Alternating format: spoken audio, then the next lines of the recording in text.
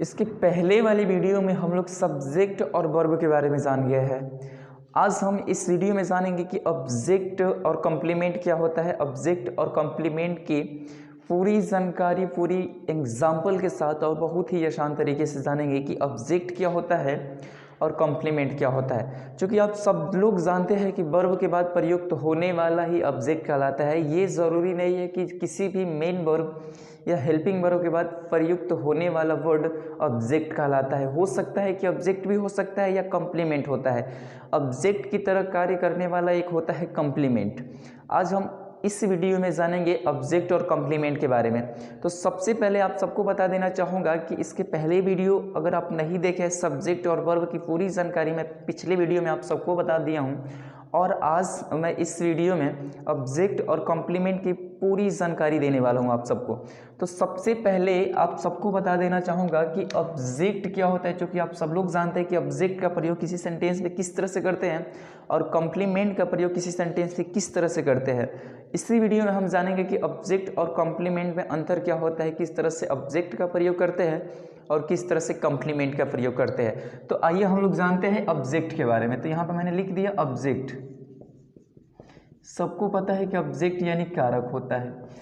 Verb और subject की पहले वीडियो में बना चुका हूँ, पहले आप उस वीडियो को देखिए, तब सीरियलेंस वीडियो को देखिए, तब आपके लिए बहुत ज़्यादा रिस्पांस मिलेगा। हम लिखे यहाँ पे ऑब्जेक्ट। ऑब्जेक्ट किसे कहते हैं? तो सब्जेक्ट के द्वारा किए गए कार्य का असर जिस व्यक्ति या वस्तु पे पड़ता है ऑब्जेक्ट कहलाता है। क्या मैंने बोला कि किसी सेंटेंस में सब्जेक्ट के द्वारा किए गए कार्य का असर जिस व्यक्ति या वस्तु पे पड़ता है ऑब्जेक्ट कहलाता है। ऑब्जेक्ट होने का भी दो तरीके से ऑब्जेक्ट हो सकते हैं। पहला तो ऑब्जेक्ट एक तो हो सकता है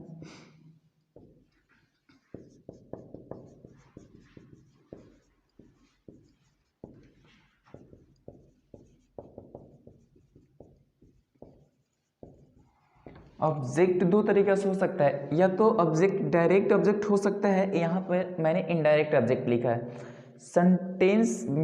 सेंटेंस में वर्ब के बाद प्रयुक्त होने वाला ऑब्जेक्ट ही नहीं होता है बल्कि कॉम्प्लीमेंट होता है। अभी हम जान रहे हैं ऑब्जेक्ट के बारे में। तो यहाँ पे मैंने लिख दिया कि डायरेक्ट ऑब्जेक्ट और इनडायरेक्ट ऑब्जेक्ट का ये ऑब्जेक्ट का ही पार्ट है। डायरेक्ट ऑब्जेक्ट भी हो सकता है वर्ब के बाद और इनडायरेक्ट ऑब्जेक्ट हो सकता है। अब हम जानेंगे कि डायरेक्ट ऑब्जेक्ट का प्रयोग किस तरह क्या होता है और इनडायरेक्ट ऑब्जेक्ट क्या होता है। तो हम बता दें कि निर्जीव वस्तु नॉन लिविंग थिंग किसी सेंटेंस में आता है वर्ब के बाद तो डायरेक्ट ऑब्जेक्ट कहलाता है, और जबकि इनडायरेक्ट ऑब्जेक्ट किसी लिविंग थिंग के लिए आता है। हम बता दें कि डायरेक्ट ऑब्जेक्ट किसी भी निर्जीव वस्तु के लिए प्रयोग करते हैं, जबकि इनडायरेक्ट ऑब्जेक्ट किसी सजीव वस्तु के लिए प्रयोग करते हैं। जैसे बता दें कि अगर आपको समझ में नहीं आ रहा है कि डायरेक्ट ऑब्जेक्ट और इनडायरेक्ट ऑब्जेक्ट क्या कहलाता है, तो किसी सेंटेंस में मैंने यहाँ पे लिख दिया कि राम मेड अ केक। मैंने बोला कि राम ने एक केक बनाया, तो हम लोग का सब्जेक्ट हो गया, वर्ब हो गया। वर्ब के बाद प्रयुक्त होने वाला ही ऑब्जेक्ट कहलाता है। अच्छा, हम यहाँ पे केक हम लोग का ऑब्जेक्ट है। अब हम लोग का प्रश्न है कि बताइए कि ये केक डायरेक्ट ऑब्जेक्ट है कि इनडायरेक्ट ऑब्जेक्ट है।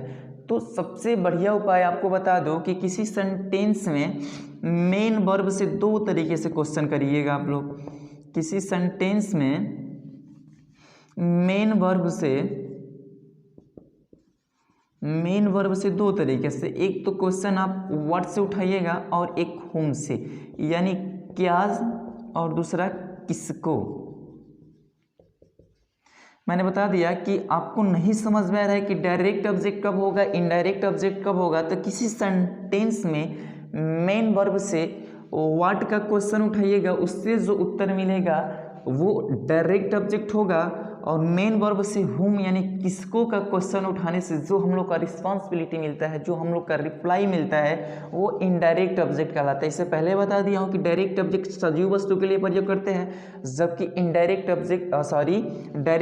ऑब्जेक्ट निर्जीव वस्तु के लिए प्रयोग करते हैं, जबकि इनडायरेक्ट ऑब्जेक्ट सजीव वस्तु के लिए प्रयोग करते हैं। तो यहाँ पे मैं आपसे पूछना चाहूँगा कि Ram made a cake, Ram ने एक केक बनाया, तो केक लिविंग थिंग है या नॉन लिविंग थिंग है?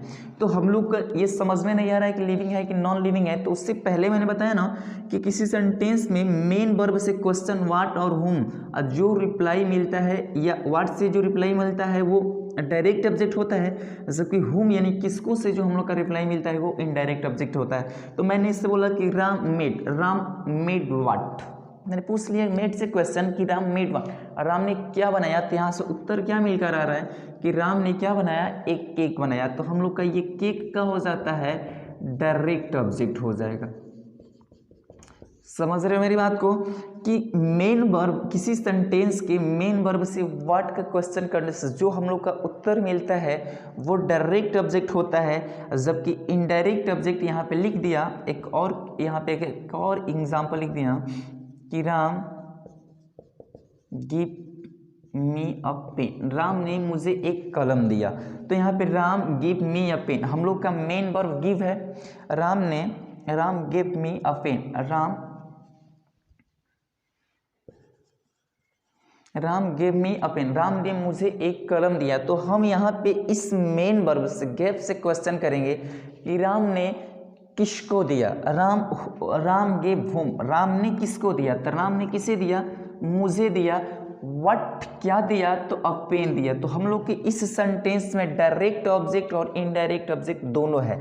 यहाँ पे लिख दे कि राम गेव मी, यानी राम ने किसको कलम दिया, तो राम ने मुझको कलम दिया। तो ये हम लोग का हो जाएगा इनडायरेक्ट ऑब्जेक्ट हो जाएगा, और जबकि ये हम लोग का क्या हो जाएगा, डायरेक्ट ऑब्जेक्ट हो जाएगा। समझ रहे हो मेरी बात को कि राम गेव मी अ पेन, राम ने मुझे एक पेन दिया, एक कलम दिया। तो राम यहाँ पे राम गेव होम, राम ने किसको कलम दिया, तो राम ने मुझको कलम दिया। तो इस सेंटेंस में वर्ब के बाद प्रयुक्त होने वाला जो पहला मी है वो इनडायरेक्ट ऑब्जेक्ट है, और मी के बाद जो आता है वो मी यानी इनडायरेक्ट ऑब्जेक्ट के बाद जो बचता है वो हो जाता है डायरेक्ट ऑब्जेक्ट। इस तरह से नहीं समझ पा रहे हैं तो किसी सेंटेंस में मेन वर्ब से व्हाट से क्वेश्चन कीजिएगा, व्हाट से क्वेश्चन करने के बाद जो उत्तर मिलता है वो हम लोग का डायरेक्ट ऑब्जेक्ट होता है, और होम से क्वेश्चन करने के बाद जो उत्तर मिलता है वो होता है इनडायरेक्ट ऑब्जेक्ट। तो मैं आशा करता हूँ कि आप लोग समझ गए होंगे, और एग्जाम्पल आपके सामने मैं रख दे रहा हूँ, आप लोग बहुत ही बढ़िया से समझिएगा। जैसे यहाँ पे और एग्जाम्पल आप लोग को बताना है कि इसमें ऑब्जेक्ट क्या है, सब्जेक्ट क्या है। अच्छा एक बात और, किसी सेंटेंस में पहले इनडायरेक्ट ऑब्जेक्ट आता है उसके बाद से डायरेक्ट ऑब्जेक्ट आता है, ये ज़रूरी है और नहीं भी ज़रूरी है। जैसे बता दूं कि अगर किसी सेंटेंस में, मैंने बताया कि किसी सेंटेंस में इनडायरेक्ट ऑब्जेक्ट पहले आता है और डायरेक्ट ऑब्जेक्ट बाद में होता है, लेकिन अगर ऐसा करें कि किसी सेंटेंस में जैसे यहाँ पे लिख दे कि द टीचर गेव मी,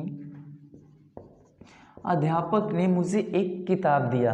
तो यहाँ पे लिख दे द टीचर सब्जेक्ट है, गिव मेन वर्ब है, मी हम लोग का इनडायरेक्ट ऑब्जेक्ट है, अब बुक के किताब क्या है, डायरेक्ट ऑब्जेक्ट है। लेकिन बताया मैंने कि किसी सेंटेंस से पहले इनडायरेक्ट ऑब्जेक्ट आता है उसके बाद से डायरेक्ट ऑब्जेक्ट आता है। ये उतना ज़रूरी है जितना ज़रूरी ये है कि अगर हम इसी सेंटेंस को बताना चाहें कि पहले डायरेक्ट ऑब्जेक्ट का प्रयोग करके इनडायरेक्ट ऑब्जेक्ट लिख सकते हैं तो बिल्कुल लिख सकते हैं। अगर किसी सेंटेंस में डायरेक्ट ऑब्जेक्ट को पहले और इनडायरेक्ट ऑब्जेक्ट को बाद में लिखे तो इनडायरेक्ट ऑब्जेक्ट से पहले कोई प्रीपोजिशन का प्रयोग किया रहता है, जैसे टू, ऑफ, ऐसा कुछ सेंटेंस करके प्रयोग किया रहता है। जैसे यहाँ पे लिख दे कि द टीचर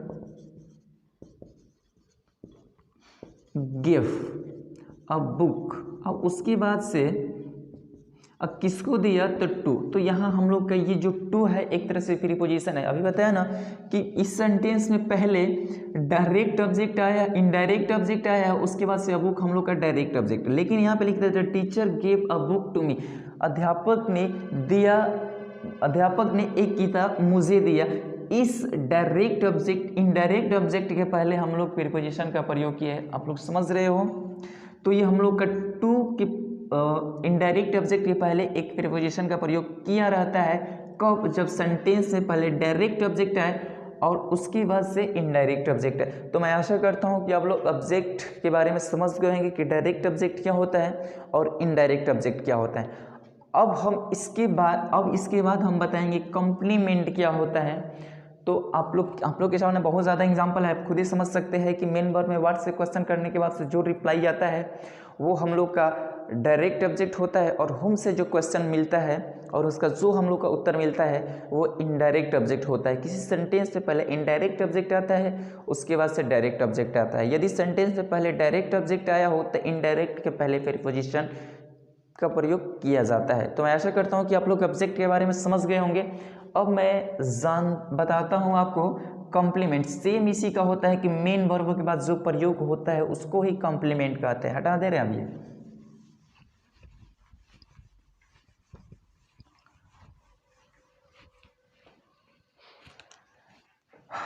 यहाँ पे लिख दिए कॉम्प्लीमेंट।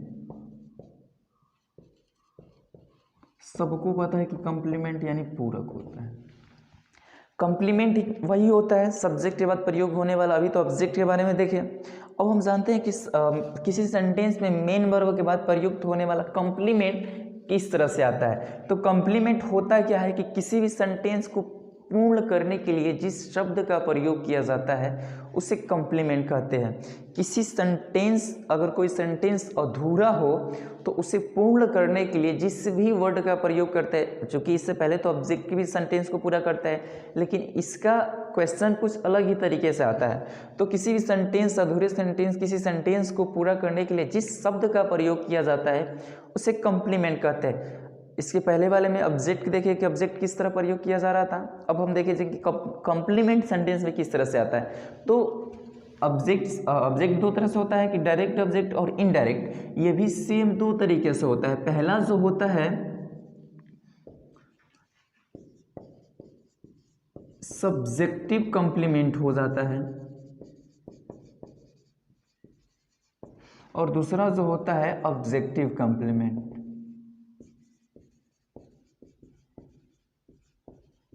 हाँ बिल्कुल, कि कॉम्प्लीमेंट दो तरीके से, एक होता है सब्जेक्टिव कॉम्प्लीमेंट होता है और एक होता है ऑब्जेक्टिव कॉम्प्लीमेंट। सेंटेंस में दो चीज़ नेसेसरी होती है, एक सब्जेक्ट का रहना अनिवार्य होता है, एक ऑब्जेक्ट का रहना अनिवार्य होता है। तो सब्जेक्टिव केस में यदि सेंटेंस में सब्जेक्ट के बारे में बताया जा रहा होता है वो तो सब्जेक्टिव कॉम्प्लीमेंट। यदि सेंटेंस में ऑब्जेक्ट के बारे में बताया जा रहा है होता है तो उसे ऑब्जेक्टिव कॉम्प्लीमेंट बोलते हैं। मैंने क्या बताया कि कॉम्प्लीमेंट किसी सेंटेंस को पूरा करने के लिए जिस शब्द का प्रयोग किया जाता है उसे कॉम्प्लीमेंट कहते हैं। और कॉम्प्लीमेंट में जो पहला होता है वो होता है सब्जेक्टिव कॉम्प्लीमेंट, दूसरा होता है ऑब्जेक्टिव कॉम्प्लीमेंट। सेंटेंस में जो सब्जेक्ट के बारे में बताता है सब्जेक्टिव कॉम्प्लीमेंट होता है, और जो ऑब्जेक्ट के बारे में बताता है ऑब्जेक्टिव कॉम्प्लीमेंट होता है।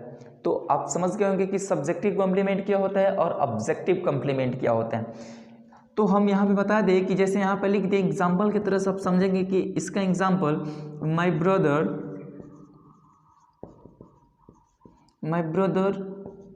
Is a good dancer. मेरा भाई एक अच्छा नृत्यक है। तो यहाँ पे ये गुड डांसर किसके बारे में बताया गया? मेरे भाई के बारे में। तो ये हम लोग का गुड डांसर ये हो गया कॉम्प्लीमेंट। ये किसके बारे में बता रहे? मेरे भाई के, और मेरा भाई एक तरह से क्या है? सब्जेक्ट है। तो my brother is a good dancer, my brother is a good dancer. तो ये हम लोग का कॉम्प्लीमेंट है। और किस तरह का कॉम्प्लीमेंट है? सब्जेक्टिव कॉम्प्लीमेंट है कि ऑब्जेक्टिव कॉम्प्लीमेंट? आप लोग खुद सोचिए कि किसके बारे में बताया जा रहा है। तो वो किसके बारे में बताया जा रहा है? मेरे भाई के बारे में बताया जा रहा है। तो ये गुड डांसर हम लोग का क्या हो गया? Subjective complement. क्यों सब्जेक्टिव कॉम्प्लीमेंट? क्योंकि ये गुड डांसर मेरे भाई के बारे में बताया जा रहा है। और यहाँ पे लिख दिए कि Ramu is a soldier. Ramu एक सिपाही है। तो ये रामू के बारे में बताया जा रहा है। रामू ये क्या है? सिपाही है। तो अ सोल्जर यानी सोल्जर हम लोग का कॉम्प्लीमेंट है। वो कॉम्प्लीमेंट किस तरह का है? सब्जेक्टिव कॉम्प्लीमेंट है कि ऑब्जेक्टिव कॉम्प्लीमेंट? तो समझ गए होंगे कि ये रामू के बारे में बताया जा रहा है कि रामू एक सिपाही है। एक तरह से सुनिएगा कि ये सेंटेंस में कॉम्प्लीमेंट और ऑब्जेक्ट में क्या अंतर होता है, वो वहाँ क्या और किसको का प्रश्न किया जा रहा है, और यहाँ पे किससे प्रश्न पूछा जा। यहाँ पे सोल्जर सब्जेक्ट के बारे में, लेकिन ऑब्जेक्ट वाले सेंटेंस में वो किसी सब्जेक्ट और ऑब्जेक्ट के बारे में नहीं बता रहा, उसमें कोई प्रभाव नहीं पड़ रहा था सेंटेंस में कि ये सब्जेक्ट के बारे में कहा जा रहा है कि ऑब्जेक्ट के बारे में कहा जा रहा है, लेकिन कॉम्प्लीमेंट में ये बताया जाएगा कि ये सब्जेक्ट के बारे में बताया जा रहा है कि ऑब्जेक्ट के बारे में बताया जा रहा है। अर्थात हम ये बोल सकते हैं कि जो सब्जेक्ट के बारे में बताता है वो सब्जेक्टिव कॉम्प्लीमेंट होता है और जो ऑब्जेक्ट के बारे में बताता है वो ऑब्जेक्टिव कॉम्प्लीमेंट होता है। यहाँ पे बहुत सारे एग्जाम्पल हो सकते हैं कि रामू इज ए सोल्जर, और यहाँ पे लिख दिए कि और Geeta is a good teacher. Geeta एक अच्छी अध्यापक है, तो यहाँ पे अ गुड टीचर ही हम लोग का कॉम्प्लीमेंट है। और ये कॉम्प्लीमेंट किसके लिए प्रयोग किया गया है, ये किस पे कॉम्प्लीमेंट कर रहा है, किस पे पूर्ण धारण कर रहा है, तो ये कर रहा है गीता के ऊपर। और गीता हम लोग का क्या है, सब्जेक्ट है, और सब्जेक्ट ही हम लोग का ये वाला हो गया कॉम्प्लीमेंट, और ये सब्जेक्ट के बारे में बता रहे, इसलिए ये हो गया हम लोग का सब्जेक्टिव कॉम्प्लीमेंट। तो मैं आशा करता हूँ कि सब्जेक्टिव कॉम्प्लीमेंट आप समझ गए होंगे। इसके पहले ऑब्जेक्ट और कॉम्प्लीमेंट में क्या अंतर है कि ऑब्जेक्ट में किसी के बारे में नहीं बताया जा रहा था कि ये सब्जेक्ट के बारे में और ऑब्जेक्ट के बारे में नहीं बताया जा रहा था, लेकिन इसमें कॉम्प्लीमेंट में सेंटेंस में या तो सब्जेक्ट के बारे में बताया जाएगा या ऑब्जेक्ट के बारे में बताया जाएगा। अब यहाँ पे मैंने और एग्जाम्पल की तरह बता दें। अब हम जानते हैं कि ऑब्जेक्ट कॉम्प्लीमेंट क्या होता है, ये वाला हटा दें तब तक के लिए। आप लोग समझ गए कि सब्जेक्टिव कॉम्प्लीमेंट क्या होता है। अब हम जानते हैं कि ऑब्जेक्टिव कॉम्प्लीमेंट का प्रयोग किसी सेंटेंस में किस तरह से करते हैं। जो ऑब्जेक्ट किसी सेंटेंस में जो ऑब्जेक्ट के बारे में बताता है ऑब्जेक्टिव कॉम्प्लीमेंट होता है। जैसे यहाँ पे लिख दिए कि you can call me a teacher. यहाँ पे किसके बारे में बताया जा रहा किसके बारे में बताया जा रहा है इस सेंटेंस में कि you can call me a teacher, आप मुझे अध्यापक बुला सकते हैं, अर्थात आप लोग मुझे बुला सकते हैं, ना कि तुम्हें। ये तो सब्जेक्ट है और ये वाला इस सेंटेंस में ऑब्जेक्ट है। और ये किससे बुला सकते हैं, टीचर, यू को कि मी को, तो हाँ बिल्कुल मी को ही बुला सकते हैं, a teacher. You can call me a teacher, हम यहाँ पे मी हम लोग का हो गया ऑब्जेक्टिव कॉम्प्लीमेंट, क्योंकि टीचर किसके बारे में बता रहा है, ऑब्जेक्ट यानी मी के बारे में बताया जा रहा है। अभी तो बता दिया ना कि सब्जेक्टिव कॉम्प्लीमेंट जो सब्जेक्ट के बारे में बताता है, ऑब्जेक्टिव कॉम्प्लीमेंट जो ऑब्जेक्ट के बारे में बताता है वो होता है ऑब्जेक्टिव कॉम्प्लीमेंट। मैं आशा करता हूँ कि ये लोग आप समझ गए होंगे। जैसे और यहाँ पे लिख दे द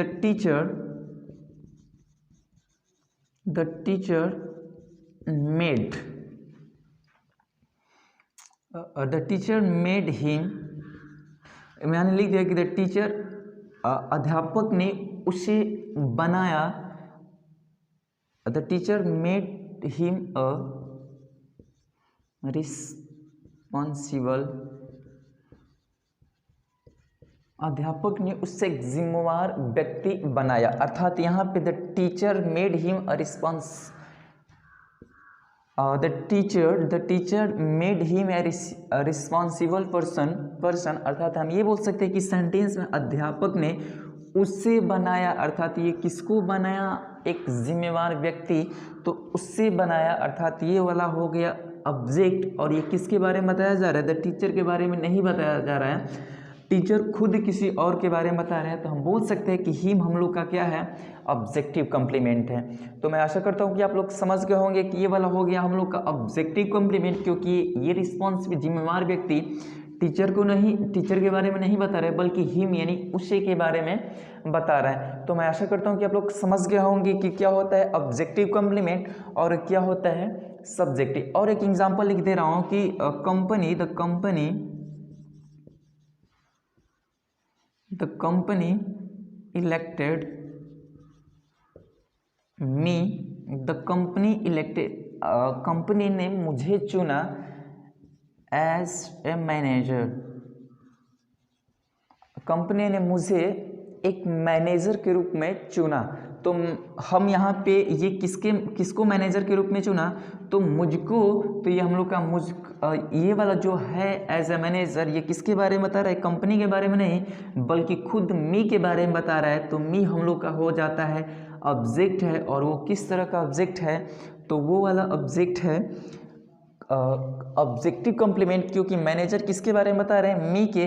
तो इसी तरह का सेंटेंस आता है मेरे प्यारे प्यारे भाइयों कि ऑब्जेक्टिव कॉम्प्लीमेंट क्या होता है और सब्जेक्टिव कॉम्प्लीमेंट क्या होता है। तो मैं आशा करता हूँ कि आपको ये वीडियो पसंद आई होगी। अगर आपको ये वीडियो अच्छा लगा तो आप इस चैनल को सब्सक्राइब कीजिए और हमारी सीरियल लाइन से इस वीडियो को देखिए, ताकि आप हमारे साथ जुड़े रहेंगे तो हमारा भी मोटिवेट मिलता रहेगा आपसे और मेरा भी उत्साह बढ़ता रहेगा। तो thanks for watching this video.